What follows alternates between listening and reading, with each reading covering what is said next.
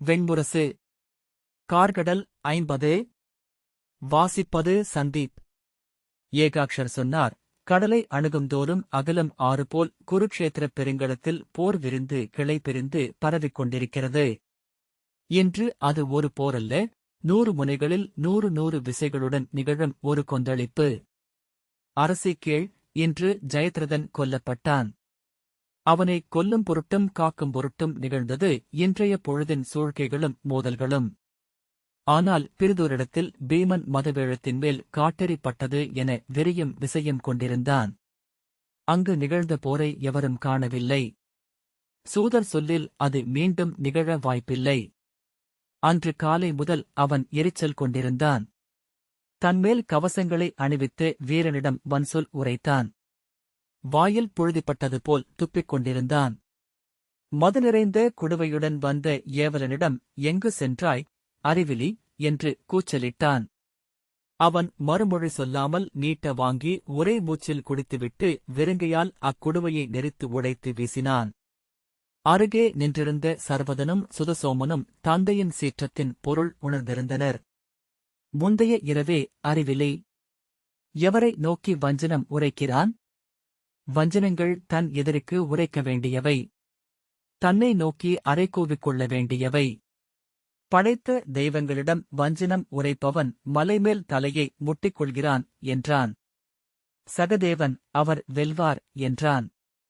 பேசாதே, உன்னை போன்றவர்களின் சொற்கள் அவனை மண்ணிறங்கிய இந்திரன் என தன்னைப் பற்றி எண்ணச் செய்கின்றன. அவன் எளிய மானுடன்.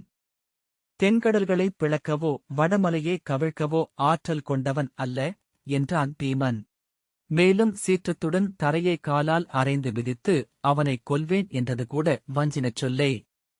கொல்லாவிடில் உயிர் துறப்பேன் என்று சொல்ல இவன் யார்? இவன் உயிர் இவனுக்குரியதென்றால் ஏன் போருக்கெழுகிறான்? இங்கு ஒவ்வொருவர் உயிரும் பிறருக்குரியது. நம் மூத்தவருக்கு, நமது குடிக்கு, நம்மை ஆளும் இளைய யாதவருக்கு உரிமைப்பட்டவர்கள் நாம் என்றான். களம் நின்று கழுத்தருந்து விழுக. அது அறம். போர்க்களத்தில் தானே தன் சங்கை அறுத்து விழுந்தான் என்றால் இவனுக்குக் காத்திருப்பது எந்த நேரும் அன்னமும் சென்றடையாத ஆழிருள் என்று கைகளை தூக்கிக் கூவினான். அறிவிலா கீழ்மகன். அவன் வஞ்சனத்தைக் கேட்டு எழுந்து வந்த நம் மூத்தவரிடம் சொல்ல வேண்டும் சில சொற்கள். சகதேவன் மறுமொழி சொல்லாமல் திரும்பிச் சென்றபின் இரவெல்லாம் நிலை எழுந்தவனாக தன் குடில் முற்றத்தில் சுற்றி நடந்தான். அவ்வப்போது வெறிகொண்டு தரையை அல்லது அங்கு நின்ற மரத்தை ஓங்கி மிதித்தான். கைகளை ஓங்கி அரைந்து கொண்டான். அமர்ந்ததுமே உள்ளத்தின் விசையால் மீண்டும் எழுந்தான். சுதசோமன் வந்து வணங்கி, தந்தையே, நம் யானைகளில் ஒன்று அமைதி இழந்துள்ளது என்றபோது என்ன இது இடம்பொருள் அறியாமல் என வியந்த சர்வதன் கை நீட்டி அவனை தடுக்க முயன்றான். ஆனால் எந்த யானை என வினவியதுமே பீமன் அடங்கினான். சுதசோமனுடன் சென்று அந்த யானையை அமைதிப்படுத்தி உணவளித்து திரும்பிய போது மீண்டும் இயல்பான அமைதியை அடைந்துவிட்டிருந்தான். வெறும் மண்ணில் உடல் நீட்டிப் படுத்து விண்மீன்களை நோக்கிக் கொண்டிருந்தான். சற்று நேரத்திலேயே துயில் கொண்டான். சுதசோமன் சர்வதனை நோக்கி புன்னகை செய்தான். பின்னர், நீயும் துயில் கொள்க இளையோனே என்றான். பீமன் துயிலில் முகில்கள் திரண்டு யானை வடிவு கொள்வதைக் கண்டான். பின்னர் மிக மிக அருகே பேரிடல் கொண்ட பெண்குரங்கு ஒன்று அமர்ந்திருப்பதை அவன் உணர்ந்தான். போர்க்களத்தில் பீமன் மீண்டும் அமைதி இழந்தவனாகவே இருந்தான். இருமுறை திரும்பி சுதசோமனிடம், வில்லை நேராக நிறுத்துக அறிவிலி என கசந்தான். இந்த ஆவனாழியை எடுத்து வைத்தவன் எவன்? இன்று அவன் தலையை அரைந்து உடைப்பேன் என ஆவக்காவலனிடம் சீறினான். போர்முரசு ஒலித்ததும் கூர்மவியூகம் ஒருங்கி கவசப்படைக்கு உள்ளிருந்து பீமன் முன்னெழுந்தபோது அங்காரகன்மேல் பெருங்கதையுடன் வந்த பால்ஹிகர் அவனை எதிர்கொண்டார். பறக்கும் யானை என சுழன்ற அவருடைய கதை மானுடரால் எதிர்க்க முடியாத எடையும் விசையும் கொண்டிருந்தது. பீமன் அதை தடுக்கவோ எதிர்க்கவோ முயலவில்லை. பால்ஹிக பிதாமகர் கதை சுழற்றலின் எந்த நுட்பத்தையும் உளங்கொண்டவர் அல்ல என அவன் அறிந்திருந்தான். பால்ஹிகர் மனிதர்களால் சென்றடைய முடியாத பெரிதொரு உயரத்தில் இருந்தபடி தன் கதையின் சங்கிலியைப் பற்றி மீள மீள ஒரே வகையாக சுழற்றிக் கொண்டிருந்தார். அதில் அரைப்பட்டு தேர்கள் உடைந்து தெரித்தன. யானைகள் நீர்க்குமிழிகள் போல் உடைந்தன. பீமன் அதிலிருந்து ஒழிந்து நெளிந்து தப்பி அவருடைய கைகள் சோர்ந்து விசையழையச் செய்ய முயன்றான். ஒரு நாழிகை பொழுதுக்கு மேல் அப்போர் அங்கு நிகழ்ந்தது. அவர் சற்றும் சோர்வுறவில்லை என்பதை அவன் உணர்ந்தான். விசை தளர்வது ஓர் அறிகுறி எனில் விசை சற்று மிகுவது பிறிதொரு அறிகுறி. தளரும் விசையை உள்ளத்தால் உந்தி மேலெடுக்கிறார் என்பதற்கான சான்று அது. குன்றாது கூடாதிருக்கும் விசை அவர் எவ்வகையிலும் கையோ உள்ளமோ தளரவில்லை என்பதையே காட்டியது. சலிப்புடன் அவன் தன்னிரு மைந்தருக்கும் கை காட்டிவிட்டு பின்னடைந்து படைகளுக்குள் புகுந்து கொள்ள இருபுறத்திலிருந்தும் கவசப்படை எழுந்து வந்து அவனை மூடிக்கொண்டது. ஆனால் தன் யானையை ஊக்கி முன்வந்து அக்கவசப்படையை பெருங்கதையால் அரைந்துடைத்து சிதறடித்தார் பால்ஹிகர்.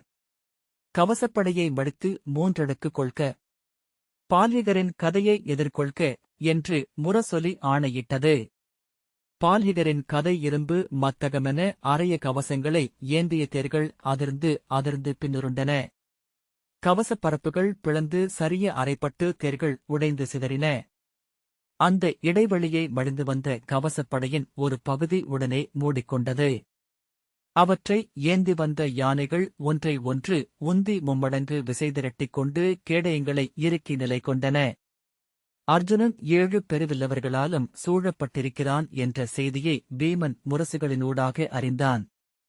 மைந்தர்களிடம் தன்னை தொடரச் சொல்லிவிட்டு அத்திசை நோக்கி செல்ல அவன் தன் தேரை திருப்பிய கணத்தில் அவனுக்கு காப்பென அமைந்திருந்த கவசக் கோட்டையும் கேடயங்களும் உலோகப் பேரொலியுடன் தெரித்து அப்பால் விழ, அவற்றை ஏந்தி நின்றிருந்த வேழங்கள் கதையால் அரைப்பட்டு பேரோசையுடன் நிலத்தில் விழுந்து துதிக்கையும் வாலும் சுழல துடித்து அமைய அவற்றினூடாக கரிய நீர்ச்சுழியொன்று அணை உடைத்து எழுந்து வருவது போல் அங்காரகன் எழுந்து வருவதை அவன் கண்டான்.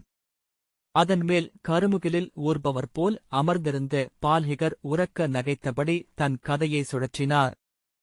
அவர் வஞ்சினம் உரைப்பதில்லை. கீழே பொருதிக் கொண்டிருக்கும் எவரையும் தனித்து அடையாளம் காண்பதும் இல்லை. மன்னர்களுக்கும் இளவரசர்களுக்கும் எளிய படைவீரர்களுக்கும் வேறுபாட்டை அறிவதுமில்லை. அந்த உணர்வின்மையே அவரை அச்சமூட்டுபவராக வெள்ளற்கரியவராக காட்டியது. மீண்டும் அவரை எதிர்கொண்ட பீமன் இருபுறத்திலிருந்தும் சர்வதனும் சுதசோமனும் அவரை தாக்கும்படி செய்தான். அவர் அவர்களில் ஒருவனை நோக்கி கதை சுழற்றியபடி செல்கையில் பீமன் தேரிலிருந்து பாய்ந்து எழுந்து அங்காரகனின் உடலில் அமைந்த கவசத்தை அறைந்தான். அங்காரகனின் இரும்பு கவசம் 2 விரல்மடிப்பளவிற்கு தடிமன் கொண்டிருந்தது. அதில் அறைந்த அவனுடைய கதை மெல்லிய பள்ளமொன்றையே உருவாக்கியது. அச்சுழிப்பில் போர்க்களத்தில் நிகழ்ந்து கொண்டிருந்த அசைவுகள் வளைந்து வண்ண நெளிவென்றாயின. 3 முறை பீமன் அங்காரகனின் கழுத்தருகே கவசத்தை அறைந்தான். சினம் கொண்ட யானை திரும்பி தன் நீள்பெரும் கோட்டால் அவனை குத்தும் பொருட்டு வந்தது. தன் கதையை அதன் 2 கொம்புகளுக்கு நடுவே ஊன்றித் துள்ளி பின்னால் விலகி பீமன் தப்பினான். அருகில் விழுந்து கிடந்த பிறிதொரு சிறியானையை கால் பற்றி சுழற்றித் தூக்கி அவனை நோக்கி விசிறியது அங்காரகன். பீமன் தன் கதையை சுழற்றிய விசையிலேயே தரையில் ஊன்றி உடல் சுழற்றித் துள்ளி அப்பால் விலக யானையின் உடல் வந்து அவனருகே விழுந்து தோற்பை என வயிறு பெருகியதிர எஞ்சிய உயிர் அலறலாக வெளிப்பட துடித்தது. பீமன் திரும்பி பாய்ந்து அதன் மேல் மிதித்து கதையால் மீண்டும் அங்காரகனின் துதிக்கையை அறைந்தான். முதலைவால் என அடுக்கடுக்காக அமைந்து அதன் துதிக்கை கவசங்களின் மேல் அவனுடைய அடி பதிந்து வழக்கியது. தந்தையே, இப்போர் இங்கு எவ்வகையிலும் முடியாது என்று சர்வதன் கூவினான். நம்மை இங்கு தழைத்திடவே இவர்கள் எண்ணியிருக்கிறார்கள். இன்று நாம் அவர்களின் படைசூழ்கையை உடைத்தாக வேண்டும். சுதசோமன், தந்தையே, இங்கே நாங்கள் நின்றிருக்கிறோம். தாங்கள் அங்கு செல்க. இன்று அந்தி வரை பிதாமகரை போக்கு காட்டி இங்கு நிறுத்தி வைக்க நாங்கள் முயல்கிறோம் என்று சொன்னான். பீமன், முதியவர் பேரழிவை உருவாக்கிவிடுவார் என்றான். ஆம், எவரும் அவரை தடுக்க இயலாது. ஆனால் இன்று மாலைக்குள் கௌரவப் படைசூழ்கையை நாம் உடைத்தாக வேண்டும். அதுவரை இவருக்கு உயிர்ப்பலி கொடுத்துக் கொண்டே இருப்போம். வேறு வழியில்லை. செல்க என்று சுதசோமன் கூவினான். பீமன் தயங்க, செல்க, தந்தையே. இளைய தந்தையே துணை செய்க என்றான் சர்வதன். யானைகளை வீழ்த்தி அவர்கள் முன் எழுந்த பால்ஹிகரை அவர்கள் இருவரும் ஒரே தருணத்தில் கதை கொண்டு எதிர்த்தனர். அவருடைய பெருங்கதை இருவரையும் ஒரே தருணத்தில் மாறி மாறிச் சுழன்று தாக்கியது. பீமன் புரவிகளின் மேல் தாவி பின்னிரையில் இருந்து தன் தேரை சென்றடைந்து செல்க, அர்ஜுனனுக்கு பின்துணையாகச் செல்க என ஆணையிட்டான். தேர் பாண்டவப் படைகளினூடாகச் சென்றது. பாண்டவ வீரர்கள் ஒழுகும் கலத்தின் நீர்ச்சுழிப்புகள் போல உள்ளே சுழன்று கவசக்கோட்டை திறந்த வாயில்களினூடாக எழுந்த பாண்டவ வில்லவருக்குப் பின்னால் நீண்டு ஒழுகி வெளியே சென்றனர். மீன்வலை இழுபட்டு குவிந்து படகுக்கு மீள்வது போல மீண்டும் கவசக்கோட்டைக்குள் வந்து அணிகொண்டனர். முரசுகளின் ஆணைக்கேற்ப புண்பட்டவர்கள் பிரிந்து பின்னடைய புதிய வீரர்கள் அந்த இடங்களை நிரப்ப முழுமை கொண்டு மீண்டும் படை முன்னெழுந்தது. கவசப்படை திறந்து பிறிதொரு இடத்தில் எழுந்த பீமனை துரியோதனன் தன் தம்பியருடன் எதிர்கொண்டான். அவர்கள் கதையால் முட்டிக்கொண்ட இடியோசையை படைவீரர் அனைவரும் அதிர்வென உணர்ந்து உடல் மெய்ப்பு கொள்ள திரும்பி நோக்கினர். பீமன், கீழ்மகனே, என் குலக்குழுந்தின் குருதிக்காக இன்று பழி தீர்ப்போம். பசுங்குருதி அருந்தாமல் இன்று படைமுகத்திலிருந்து நீங்குவதில்லை என்று வஞ்சனம் உரைக்க துரியோதனன் உரக்க நகைத்து, இன்று உன் இளையோனின் பசுங்குருதியை அள்ளி அருந்தி விடாய் தீர்க்கப் போகிறாய். காட்டு விலங்கு நீ! குருதியில் உனக்கென்ன வேறுபாடு என்றான். ஒருவரையொருவர் சொற்களால் எரிய வைத்துக் கொண்டு அவர்கள் அங்கே போரிட்டனர். ஒருவரை ஒருவர் அறைந்து கவசங்களை தெறிக்க செய்தனர். நிலத்தில் விழுந்து புரண்டெழுந்தனர். கதையை தரையில் ஊன்றி அவ்விசையில் விண்ணிலெழுந்து இறங்கும் விசையில் கதையை சுழற்றி ஒருவரை ஒருவர் அறைந்தனர். அரசி, கதைப்போர் 7 வகையானதென்று அறிக. 7 வகை கதைப்போரும் 7 உயிர்களிலிருந்து மானுடர் கற்றுக்கொண்டவை. கொடுக்கு தூக்கி ஒன்றையொன்று தாக்கும் தேள்களின் முறையை முதன்மையானது என்கிறார்கள். அதை விருச்சேகம் என்கின்றன நூல்கள். நாகங்களென படம் தூக்கி எழுந்து அறைந்து கொள்வது சர்பிகம். குதிரைகள் போல் விசை கொண்டு சுழன்று சுழன்று அறைந்து கொள்வது அஸ்வம். யானைகள் போல் மத்தக முட்டி துதிக்கை பின்னி போரிடுவது மாதங்கம். எருதுகள் போல் விசை கொண்டு முட்டி கொம்பு கோத்து திருப்பி போரிடுவது ரிஷபம்.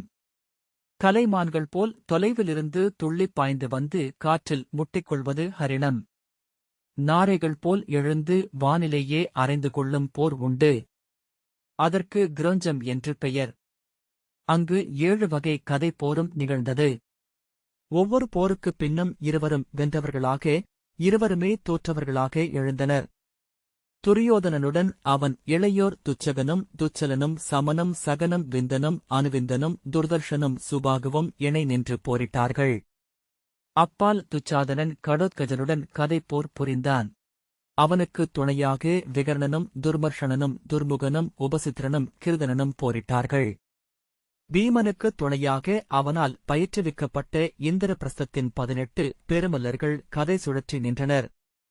கதைகள் வண்டுகள் போல் காற்றில் மூளலோசை எழுப்பிச் சுழன்று சுழன்று பறந்தன. அரைந்து அரைந்து தெரித்தன. மலையிடிந்து விழுந்த பெரும்பாறைகள் ஒன்றோடொன்று முட்டிச் சரிவது போல எழுந்தது அவ்வோசை.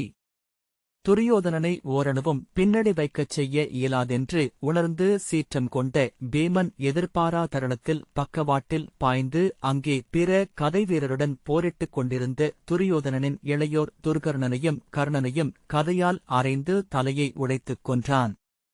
சிதறித் தெரித்த அவர்களின் குருதியைக் கண்டு திகைத்து கை ஓய்ந்து நின்ற துரியோதனன் மறுகணம் உடல் துடிக்க, இழிவிலங்கே என்று கூவியபடி தன் கதையை வீசிக்கொண்டு பீமனை நோக்கி பாய்ந்து வந்தான். அவன் அறைந்த அடிகள் மண்ணில் பதிந்து குழியாயின. தேர்களில் விழுந்து சிதறடித்தன. வெட்டுக்கிளி என களமெங்கும் துள்ளி அகன்ற பீமன் பின்வாங்குவது போல் நடித்து மீண்டுமொரு எதிர்பாரா தருணத்தில் பாய்ந்து இளைய கௌரவர்களான உபசித்திரனையும் கிருதனனையும் கொன்றான். துரியோதனன் தொண்டை புடைக்க விழிநீர் கோக்க, மைந்தா, கிருதனா, உபசித்ரா என தம்பியரின் பெயர் சொல்லி கதறினான். பீமன் தன் கதையால் கிருதனனின் நெஞ்சை ஓங்கி அறைந்து திறந்து வெறுங்கையால் அவன் நெஞ்சக் குலையை பிழுது எடுத்து சுழற்றி துரியோதனனின் முகத்தில் எறிந்தான். தலை சுழன்று துரியோதனன் நிலத்தில் அமர அவனைக் கொல்லும் பொருட்டு பீமன் பாய்ந்து அருகணைந்தான். அவன் கதை சுழன்று துரியோதனன் தலையை தாக்கவிருக்கும் கணத்தில் துச்சாதனனின் கதை வந்து அவனை தடுத்தது. துச்சாதனனும் துர்முகனும் துச்சலனும் இணைந்து பீமனை தாக்க படைவீரர்கள் அணைந்து மயங்கிச் சரிந்த துரியோதனனை இழுத்து அப்பால் கொண்டு சென்றனர். துச்சாதனன் அடித்தொண்டையில் விலங்கு போல் ஊளையிட்டபடி பீமனை தாக்கினான். கௌரவர்கள் அனைவரும் கண்களில் நீர் வழிய கூச்சலிட்டபடி அவனை சூழ்ந்து கொண்டார்கள். பீமன் அவர்களின் துயரத்தின் விசையை தன் கதையில் உணர்ந்தான். துர்மதனை அவன் கதை அறைந்து தெறிக்கச் செய்தபோது வாயாலும் மூக்காலும் குருதியை மூச்சென ஊதித் தெறிக்கச் செய்தபடி அவன் மேலும் வெறிகொண்டு எழுந்து வந்தான். கொல்லுங்கள் அவனை! மூத்தவரே, இன்று அவனை கொல்லுங்கள் என்று துர்மதன் கூச்சலிட்டான். பீமன் தன் குழல் கற்றைகளில் இருந்து உதிர்ந்து வழிந்து வாயை அடைந்த குருதியை அவன் முகத்தில் துப்பி, இதோ உனக்கு உடன்பிறந்தானின் கொழுங்குருதி என்றான். அச்சொல்லால் நிலையெழுந்த துர்மதன் அடிபிறழ்ந்து முன் பாய்ந்து ஓங்கி பீமனை அறைய கதை தூக்கினான். அப்பிழையால் அவன் தன் விலாவை பீமனுக்குக் காட்ட பீமனின் கதை வந்து அங்கே அறைந்து அவன் நெஞ்சை உடைத்து வாயினூடாக குருதி பீரிடச் செய்தது. ஓசையேதுமின்றி பேரிடல் சரிந்து நிலத்தில் விழுந்து துர்முதன் இறந்தான். அவன் இறுதித் துடிப்பைக் கண்டு திகைத்து நின்றிருந்த துச்சாதனனை நோக்கி, இன்று இன்னும் குருதிபலி உள்ளது, கீழ்மகனே என்றபின் பீமன் இரு தாவல்களாகச் சென்று தன் படைகளுக்குள் புகுந்து கொண்டான். கௌரவ இளையோர் ஐவர் இறந்ததை அறிவிக்கும் பொருட்டு முரசு முழங்கத் தொடங்கியது. அச்செய்தி கௌரவப் படைவீரர்களிடம் சினத்தையே கிளப்பியது. அவர்கள் வெறிக்கூச்சல்களுடன் பாண்டவர்களை தாக்கினார்கள். பீமன் தேரிலிருந்து இறங்கி குருதியால் நனைந்து ஒட்டியிருந்த தன் தோல்கையுறைகளை கழற்றினான். இரு ஏவலர் அவன் கைகளை மரவொரியால் துடைத்து வேறு கையுறைகளை அணிவித்தனர். அத்தருணத்தில் மறு எல்லையிலிருந்து திரும்பி வளைந்து வந்த அர்ஜுனன் தன் படையினருடன் கவசக் கோட்டையைத் திறந்து அப்பால் சென்றான். பீமன் கையுறைகளை இழுத்துவிட்டுக் கொண்டு கதையை எடுத்தபடி ஓடிச் சென்று தேரிலேறிக்கொண்டு அர்ஜுனனைத் தொடர்ந்து சென்றான். அவர்கள் உளம் தளர்ந்துள்ளனர். இளையோனே, இவ்வழியே நாம் உடைத்துச் செல்வோம். உச்சிப்பொழுது ஆகிவிட்டிருக்கிறது என்று அவன் கூவ அர்ஜுனன் அச்சொற்களை கேட்டதாக தெரியவில்லை. கௌரவப் படையினர் அங்கே கவசக் கோட்டை திறப்பதை எதிர்பார்த்திருக்கவில்லை. ஆனால் அவர்கள் படை கொண்டு எழுந்தது அவர்களின் சினத்திற்கு இலக்காக மாறியது. 3 திசைகளிலும் இருந்து கௌரவ இளையோர் படைகளுடன் வந்து சூழ்ந்து கொண்டார்கள். வலப்பக்கம் துச்சாதனனும் விகர்ணனும், இடப்பக்கம் துச்சலனும் துச்சகனும் தலைமை தாங்கிய படைகள் வந்தன. நேர் எதிரில் துரியோதனன் தன் வில்லை தேர்த்தட்டில் வெறியுடன் ஓங்கி ஓங்கி அறைந்து கொண்டும் நெஞ்சில் அறைந்து கூவியபடியும் வந்தான். அர்ஜுனனுக்கும் துரியோதனனுக்கும் விற்போர் மூண்டது.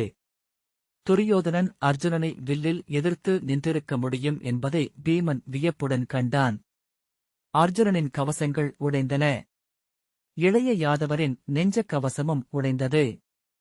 2 அம்புகள் அர்ஜுனனின் இடைக்கவசங்களின் இடுக்கில் பாய்ந்திறங்கின.